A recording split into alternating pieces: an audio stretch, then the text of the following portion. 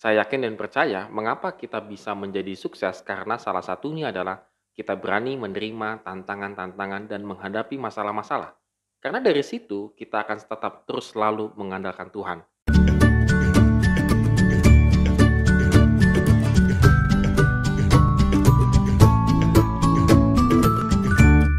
Morning Good Readers, hari ini kita kembali fokus untuk membaca dan merenungkan firman Tuhan yang diambil dari 1 Tawarik 18 ayat 1 sampai dengan yang ke-17.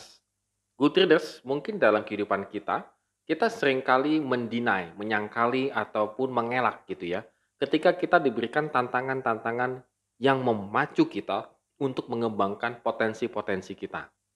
Misalnya, ketika kita diminta untuk membuat satu desain yang menurut kita sangat sulit untuk dilakukan, tetapi karena kita mau menerima tantangan itu, akhirnya kita menambah ilmu dan ilmu dan ilmu.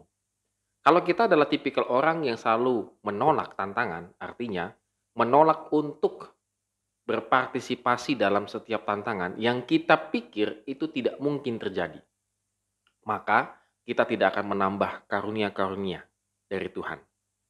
Saya yakin dan percaya mengapa kita bisa menjadi sukses karena salah satunya adalah kita berani menerima tantangan-tantangan dan menghadapi masalah-masalah. Karena dari situ kita akan tetap terus selalu mengandalkan Tuhan dan Tuhan memberikan karunia-karunia. Demikian juga dengan Daud. Kalau kita tadi baca bahwa Daud itu memenangkan banyak peperangan dan menaklukkan banyak daerah. Daerah orang Filistin, Gad dan anak kotanya Moab. Wilayah sungai Efrat, wilayah Aram dan Damsyik, termasuk orang Edom dan Amalek. Ayat 1 sampai dengan 11. Tak heran bila ia memperoleh harta jaran yang sangat banyak, ditambah lagi upeti yang ia terima dari raja-raja yang ditaklukkan. Daud sangat mempercayai Tuhan, begitu ya. Ini karena ini kuncinya di sini. Ia memakai kekuasaannya untuk tujuan yang selaras dengan kehendak Tuhan. Bagi Daud, kemenangannya merupakan pemberian Tuhan. Di ayat 6b sampai dan juga ayat yang ke-13b. Kemenangan itu akan mempersiapkan masa damai yang diperlukan saat membangun bait Allah nanti. Bait Allah nanti ya, masih ingatnya yang kemarin ya. Barang-barang berharga yang dia peroleh dari kawan maupun musuh akan menjadi simpanan yang nantinya akan digunakan sebagai pembiayaan pembangunan bait Tuhan. Meskipun Daud tidak diperbolehkan membangun bait Allah, kalau yang kemarin karena dikatakan tangannya berlumuran darah, itu bukan merupakan tanda bahwa ia tidak berkenan di hadapan Tuhan. Jadi orang yang beriman kepada Tuhan akan memakai hidupnya, waktunya, dan segenap potensinya bagi pekerjaan-pekerjaan Tuhan. Untuk hormat dan kemuliaan bagi nama Tuhan. Kita seringkali merasa kecewa ketika kita tidak diberikan kesempatan misalnya. Atau kita mengalami kekecewaan dalam pelayanan dan lain sebagainya. Dalam pekerjaan kita, dalam keluarga kita.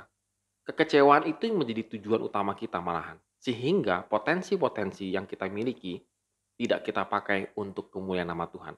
Tetapi seandainya Daud itu kan tidak kecewa ya ketika dia tidak boleh membangun bait Allah.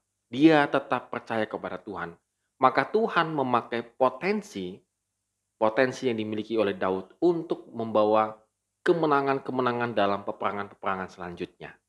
Kebayang nggak kalau Daudnya itu menjadi bete, baper, marah dan segala macam, maka Tuhan pasti tidak akan memakai Daud untuk mengalami kemenangan-kemenangan dalam kehidupan bangsa Israel. Oleh karena itu, Good Readers, pada hari ini, terkadang Tuhan tidak mengizinkan kita untuk mendapatkan sesuatu yang kita inginkan. Karena Tuhan sedang mempersiapkan rancangan yang lebih besar dalam kehidupan kita. Oleh karena itu, kita perlu menangkap maksud dan tujuan Tuhan dalam kehidupan kita. Kalau kita tangkap, maka Tuhan pasti akan menyediakan rancangan yang hebat. Jangan fokus kepada kegagalan, kekhawatiran, ketakutan, tetapi fokuslah bahwa Tuhan sudah memberikan rancangan-rancangan yang luar biasa dalam kehidupan kita. Dan pakailah potensi yang kita miliki demi hormat dan kemuliaan bagi nama Tuhan. Amin. Terima kasih telah menonton video ini. Have a nice day and God bless us.